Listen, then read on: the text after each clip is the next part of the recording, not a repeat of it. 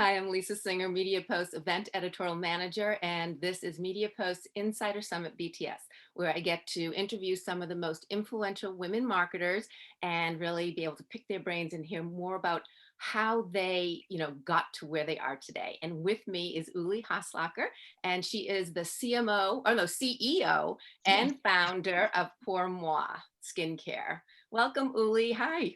Hi, Lisa. How are you? I'm good. How are you? I'm doing well, thank you. Oh, I I'm am in glad. beautiful Minneapolis today for You're a in little business Minneapolis. trip. Yes. You were the jet setter. You were always traveling from one to the other. We just saw each other in San Diego at the Retail Summit for Media Post, which was great. You were awesome on the panel, so thank you Thank very you. much for doing that. And so then this, we always talk strategy. We always, talk about what we're doing in terms of our media buys and creative. But for this, I really want to hear about you. I want to know what makes Uli tick. We've known each other now. We've been, a lot of it's been virtual, which great in retail. We were actually able to do it in person. But anyway, so I'm glad to finally find out a little bit more about you. And what I did find out, because in my little research, is that you sort of credit your dad for creating your climate skincare. Yeah. And because he did something with powder coating, which I guess is a way, it's powder to paint and, like fences and things like that.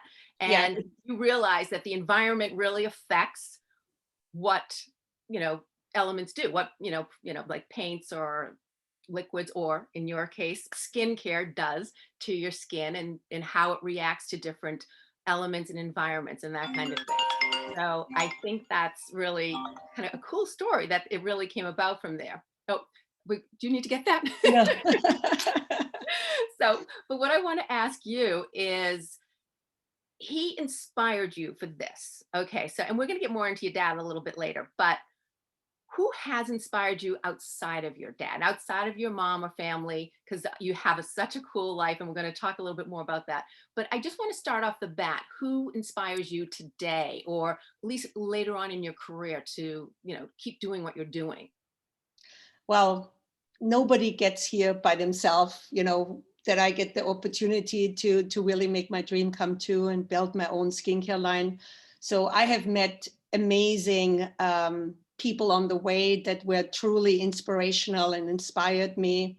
I met a lot of very important business people that really taught me that sometimes, everything you read in a book, you're going to have to take with a grain of salt, because nothing, the world is so dynamic, things are changing. One situation is very difficult to compare to another one.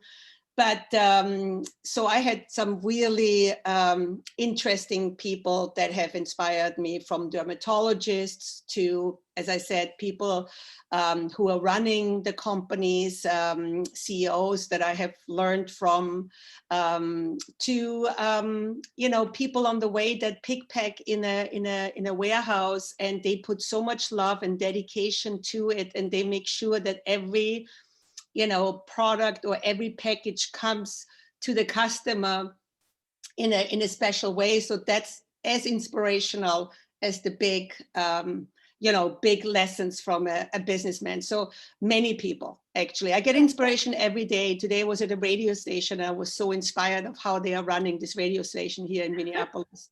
The organization of it, that's true. And I love that you say, because you even mentioned dermatologist, and that sort of brings me to when you, and just as a little background for Pour Moi, I mean, as it is a skincare that is very specific to your climate and where you are.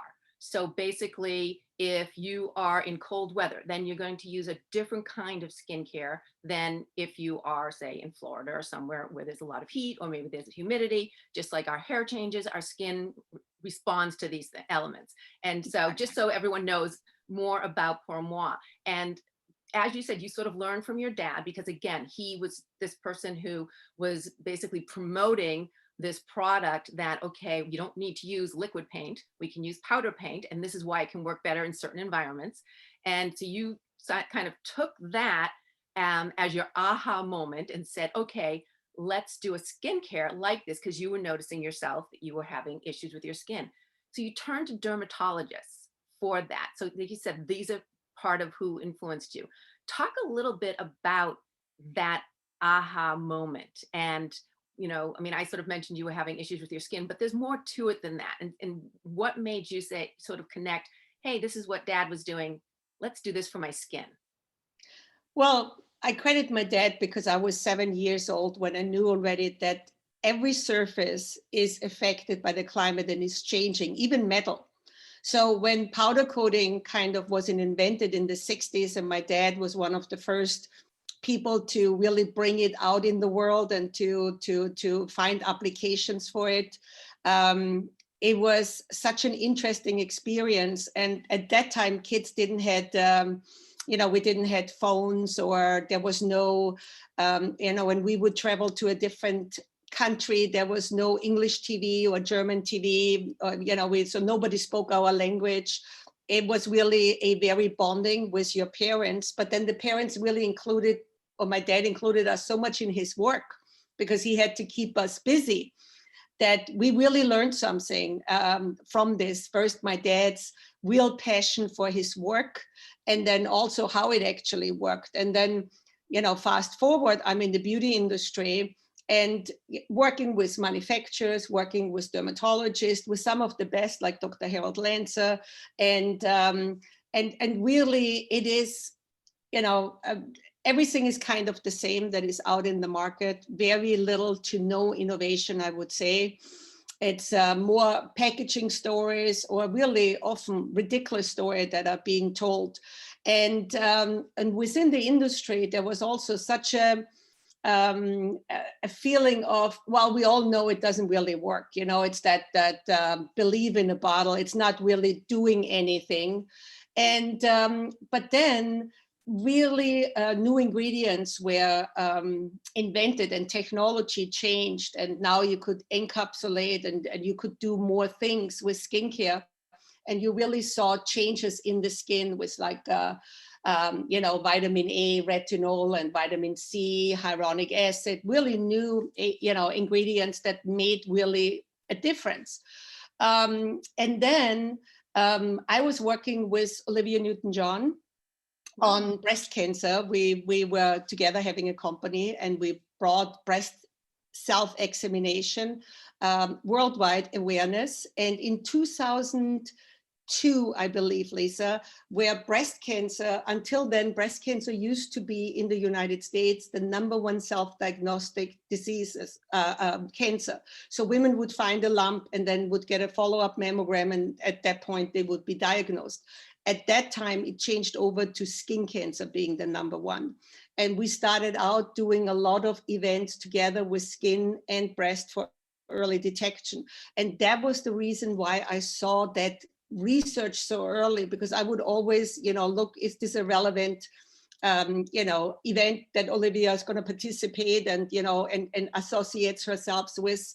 So I looked in some of the clinical research, and I couldn't believe when I actually saw that it is a medical fact that your skin changes in different climates. And now in all this new research in the 21st century, we understand now how it changes. So, what cold temperature actually does to skin, what high humidity, low humidity, all of it does.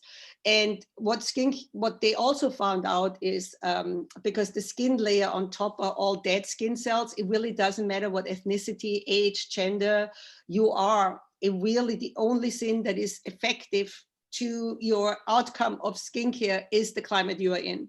Wow. And I was so excited about it. I told the world about it, but I didn't find any support in the industry. Everybody felt that this was a terrible idea to bring to the market because the consumer will not understand it. The consumer is so trained to buy one cream, a universal same cream everywhere in Arizona, in Las Vegas, in Miami, in New York in the winter, and they're using it every season, and it's only also when you travel, you don't want to be like, I need to buy another set of moisturizer to go to California when I live in Boston. Yeah, so the consumer is really taken out. They make one decision at point of purchase, and then they're going to use it until that cream is over, regardless where they are, what time of the year it is. And so this gonna take the consumer to actually get active and rotate their skincare with the weather or where they travel. So you dress your skin like you dress yourself. And they were thinking that the consumer will not get it, will be too expensive, too complicated to explain this to the consumer. And I had much more faith in the consumer than everybody else had. And so my husband said, why don't you do it yourself? Let's fund it ourselves. Let's start slow. And that's when I discovered that no patent was ever filed for it, and that I actually found a white space. And the rest is history. Wow, that's so great. I mean, one, kudos to your husband for supporting you that way to want to move forward with it, but also just to do it. I mean, I know many of us will come up with, the next whatever, the next, post it kind of idea. And but then you sort of stop when you have some naysayers, or when, oh, I have to get a patent, or oh, I have to do this, or and it just becomes all of these steps that you when you're blind about it, when you don't really know, it's hard, it's easier to say, never mind. And it's people like Exactly. yourself, or those, that do create the post-its and do create, the Moi Skincare. That's what is it you think in you that makes you go to that point, like to take it that next step? It takes a lot of confidence. And I have to say, I believed so strongly in the idea. And that goes back to my dad. That's why I credit him. Since a child, I knew that climate changes the surface. So now the skin is a surface layer, the outside layer, just like any other surface that is out there, and it changes. Climate is so powerful, and we are all part of it. So it's all changing. And I think that now the world is ready to believe more in science, to actually educate themselves more. And it really is, Lisa, with an invention, because without collaboration and even media post from the beginning has helped me to create. Without everything you see today on our website and all our success are all vendors we found through media post, everybody. So you helped us grow to where we are, figure it out, because we didn't know how digital media worked. The pandemic kind of surprised us. But with coming to your summits and meeting the providers, and they helped us to say, this is, here's what you need now, but when you are at 100,000 users a month, you're going to use this. And then when you grow this out, you're going to go there. And we figured it out. So I think it's really, you have to be open and learn, and it's really 2 step forward, 1 step back, 2 step forward. So you have to also embrace the step back. Yeah. Well, and I think you make, as you said earlier, it takes a lot of people. It does. Yeah. It's not one person or one thing. Yeah. And, you reference media posts, and that it's all these amazing marketers coming together, Right. who are so successful in their own right, but yet they still are open to learn, and they want to learn. And what media, why it works, is that exchange of ideas. And as you were saying, for your own self, you first talk with dermatologists initially, and also business people at media posts. Everything is about feeling that confidence to move forward, but also, knowing, okay, where do you need help, and being able to accept that and being open to it. I think that, and when you talk about what with your dad, and driving around with, first of all, I don't know necessarily everyone knows, from Austria Right. originally. And I love that that's how you spent your summers, driving around with your father and mother and your sister, and just, I mean, that's, such a incredible childhood. I would, like such a close knit family to be able to do that. I mean, I think my parents would have been like throwing us out at different spots, because we Oh, it had its challenges too. When we were like sitting 6 hours in the parking lot waiting of my dad, who said it's a 1 hour meeting. He came out 6 hours later. Yes, yeah. Those are the kinds that you say, well, let's maybe not do this. But I want to ask you though, because obviously there were great memories from that. And you can just Yeah. see when you're talking about it, and then just obviously how it impacted you in terms of, your father. But what's going on today, in Europe? You were driving around all those different countries as a child with, again, happy memories, maybe frustrating memories, whatever they are. But when you look back on it, it's wonderful times for you. And now what's happening with Russia and Ukraine, and just that must be breaking your heart. It does, because war is back in Europe, and it is so sad that another, it's like history repeating itself, and especially my generation, we are the grandchildren of of the Second World War generation that really were a horrible, horrible time. My parents really grew up in a war, and that was so destructive. There was no buildings anymore in Berlin. So my mom is from Germany, my dad is from Vienna. Everything destroyed, no food, and and there is this big gratefulness to the United States that they came and liberated everybody. My parents' memories were always that they got the first piece of chocolate from the Americans, the soldiers who came, and it had a huge impact. So when my dad made his first little money, they bought properties in the United States right away. So we have, and it's a hard thing for my generation, with the grandparents. The Second World War was so horrible, was caused, and the Holocaust and everything else. You can never look at your grandparents with pride, what other people can do, because we caused so much horrible things. Now this, look at the Russian people. I mean, I see some of the European thing. A lot of Russian people do not agree what Putin is doing. And this is kind of the same thing again. He's doing this aggressive things and horrible things. And then all these people are going to have to pay for this. Horrible, horrible. Yeah, I mean, it is. And just, as I said, just knowing that that's your neighborhood in a sense, that's where exactly. you grew up. And history, you're so affected. It affects generation, the war. Like my grandparents, my parents growing up, my kids are less affected by it. They can't imagine any more war times because, they grew up differently and we grew. But, 1970s in Austria, most of the buildings were not up yet. We were still, in this post-war period. And it's just, it's really, horrible. So we are trying also through our business do fundraising for the Ukraine. We really have to help them. I mean, it's amazing how this country is stepping up. The president, his wife, the family, they showed lots of their celebrities stayed there, did not leave the country, but fighting as well. It's amazing what Elon Musk is doing, making it visible for everybody there, because, Putin tried to cut off all their internet, and trying to tell them nobody in the world cares. And now he put the satellite up there and everybody can see that the world is helping and that they are not alone, and amazing. I think that is really, really a fantastic thing. Yeah, and just, I mean, and as you said, you guys are stepping up and so many companies are. And I mean, do you think it's an obligation? I mean, right now, I hate to say it as an obligation because I think people are genuinely caring. They're seeing what's happening there and they want to do something about it. They want to help. I think that goes from I think it's an obligation to the highest up at different companies. But I also question, which I've asked this, when we talked about, we've had so much social injustice just in the States the past couple of years. And there's been so many things at home that really brands have been stepping up for.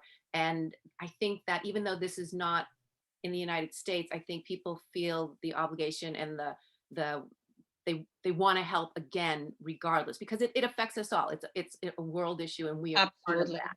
I think it's an absolute obligation. It's amazing what the American companies, the big ones, are doing. Like American Express, you can't pay with American Express anymore in Russia. There's no McDonald's, there's no Starbucks, there's nothing. I think so. The people really understand something is going on, whatever they tell them. I think it is an obligation, and I always felt that America is a country. Of course, it's a country, but it's much more. It's an idea that was so unique and has so many immigrants. So at the end of the day, the whole world is an American. Yeah. And this is always a better world when America has a leading position. So I do not agree with America should take a less position in the world and focus inwards instead of outwards. I think America is, as I said, it's an idea that makes the world a better place. So we need to, all American companies need to help, and they do. I haven't seen one who doesn't. Yeah, no, I do. I definitely, I mean, how can you watch? And I mean, I think also because, I mean, we're seeing it on TV as well. And then you talked about, you know, what your parents went through the war, and you people in the United States weren't necessarily seeing that. Whereas today we're seeing it. We did with Vietnam, and it, it was different. And I feel like, I don't know if that's a mentality for people today, or, you know, how we evolved maybe, and we want to be more there and be a part of things, although we're not in there. I mean, so obviously that's very different from Vietnam. But do you think we're, because of the internet, because of social media, because of all the television coverage, so people are seeing faces, people are seeing children, mothers, there's, you know, it's not just an idea anymore, it's Yeah, actual people. Do you think exactly. that's why we maybe are wanting to be more involved than, say, you know, during your parents' generation, and how, you know, it was a little bit more, you know, an unknown? Yeah, well, TV made it visible, but as you're right, the internet made something different, and maybe now the pandemic even stepped it up. Now, you know, we are so used to TV screens. That could be our neighbor we are talking to, our mother, our children, you know, so it has changed what a TV screen or a computer screen is now. And you know, when we watched even, you know, starving children in Africa, it didn't really make a connection on the TV. It still seemed like it was far away and couldn't affect us in some ways, TV. But I think now with this video conferencing that really everybody does, regardless if they're in business or not, this is the new world to communicate, FaceTime. And now that the screen, it becomes a very, you know, as you said, it's not any longer the Ukraine or Russia or anybody. It could be, you know, it now becomes very home. This is that the world became a smaller place for sure.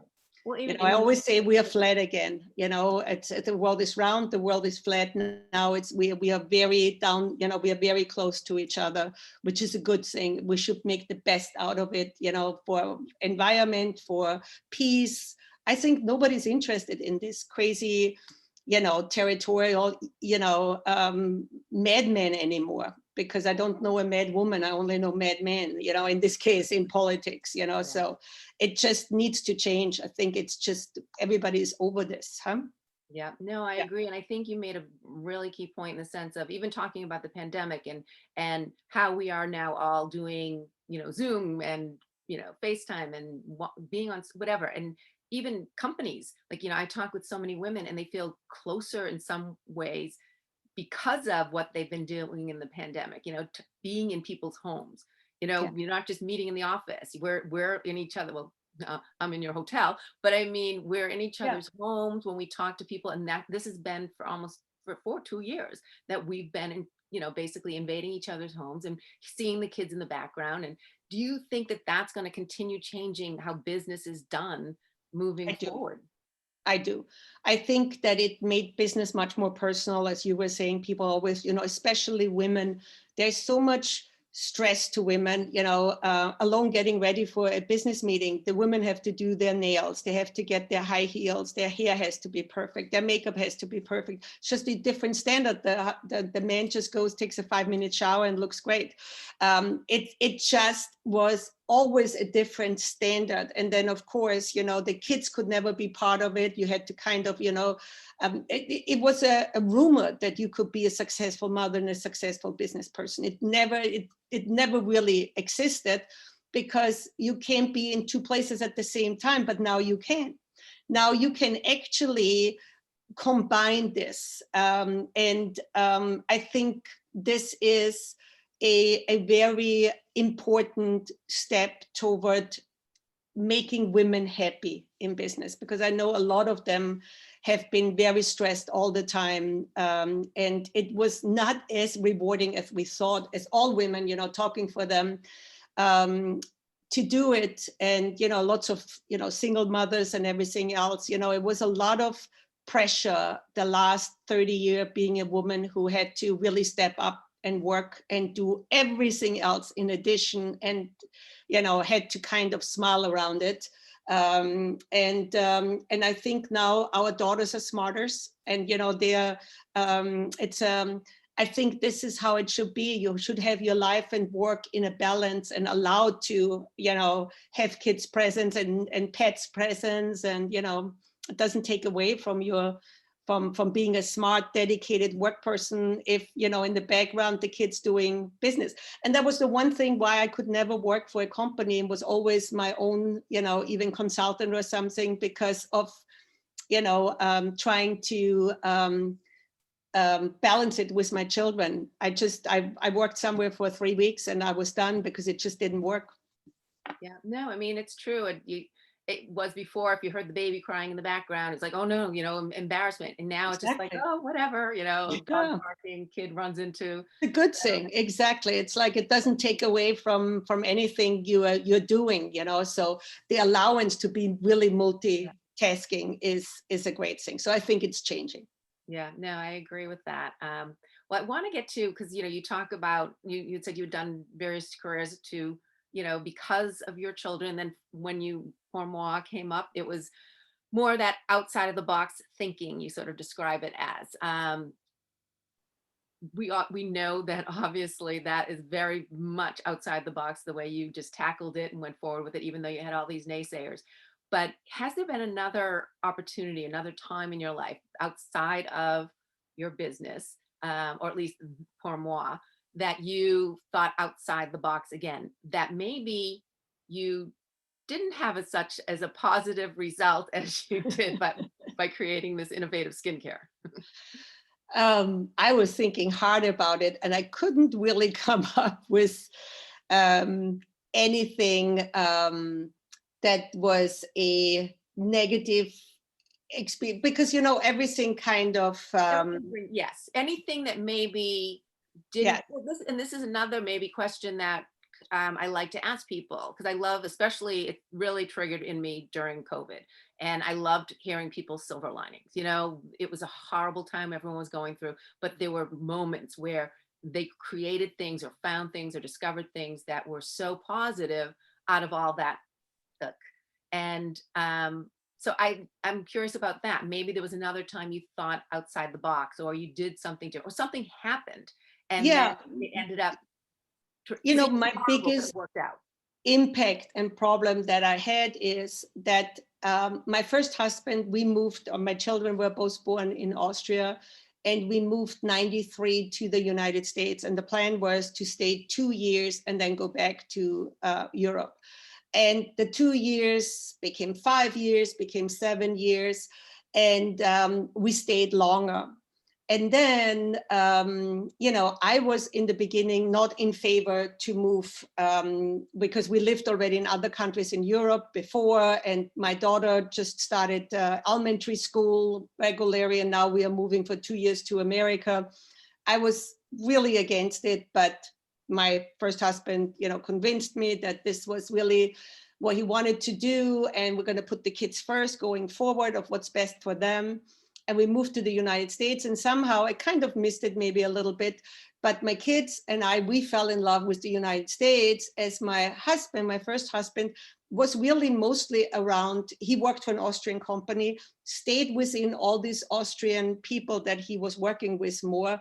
As the kids went to American schools, I made American friends. I actually went back to the American university just to help with my English initially, and then started to work for an American company, which then I did my own business and, you know, kind of figured itself out by myself and started to have a real life. I didn't realize that he actually stayed within, you know, his safeguard.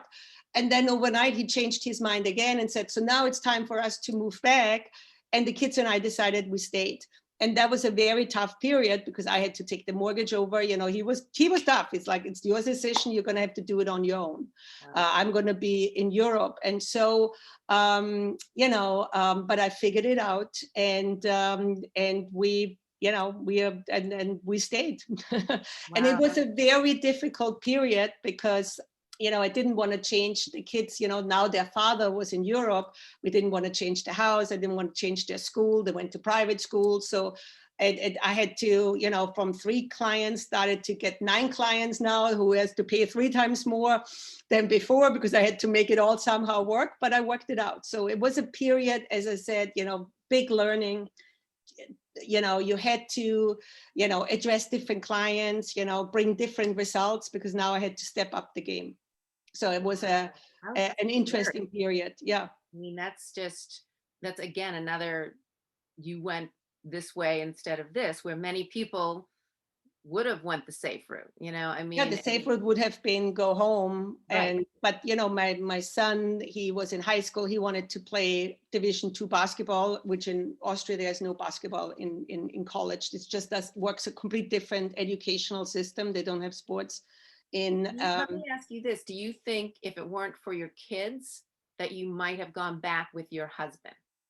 Gone back to Austria? Then it would be an easier decision to stay back. I really loved my life. I really thought this was great. And maybe, we could have found some workout to go back and forth. That would have maybe worked out.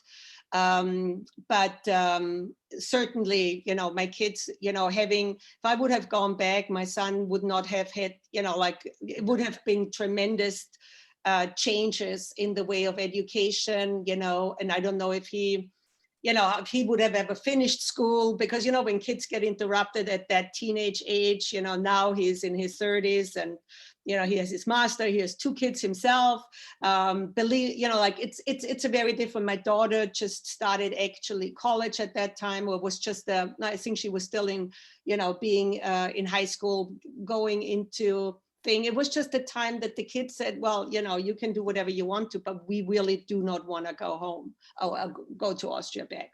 And it really made no sense in my book. So we stayed, and we handled it ourselves. And I didn't know if I can do it. And so there was always the option to just come back. We divorced years later. So we stayed married for a while to just see if I can do it by myself. It was like, literally, here we go, do it by yourself. See how you're doing, paying the bills and being all by yourself. Wow. And I guess I did it. Well, that obviously says, yeah. That starting pour moi, I mean, obviously you have this confidence that was, whether, obviously was instilled by your dad, but just you've carried it through, because it's amazing that, like I said, you pivot this way or this way, and everyone has their choices. Yeah. And not everyone always goes into the fire, in a sense, which is what you were doing. And because of, I guess, of that confidence that you have. And I think that's important what you said, Lisa. We all have choices. Sometimes people don't believe that they have a choice, but it's always a choice. It's always a choice. So there's, it's just a harder choice to do something, to try a thing, to go forward. But if you're really convinced you're doing the right thing, and you have a lot of support. So I had amazing friends. I didn't do it by myself. And I had, wonderful customers who just said, you know what, I'm going to get you another job, and I can get you this and that. So it was, again, there's a whole network of friends and family that got me through this. So it's not like a hero who does everything by itself. It was, once I settled with the idea that I can do it by myself, and I came all the time as a good wife with it. And, the kids were like all over the place when they were younger. And now was the time to say, I'm not going to do it anymore. We're going to stay here. And when he said, well, you're going to have to do it on your own. I said, we're going to try to do it on our own, if that's what it takes. And I figured it out. And there's always, you shouldn't be afraid of hard, because hard can turn into great opportunities. Yep, I totally agree. And Ulli, thank you so much. This was such a pleasure to really get to know you. So much of this I didn't know at all. I thought I, even through research, knew you, or just the times we have talked, but so wonderful. I'm really glad to have been able to have this and share this with you. Thank you. And thank you guys for watching. Again, we do this each week. So if you have anyone that you want me to sort of draw back the curtains on, please let me know and I will do my best. Thanks.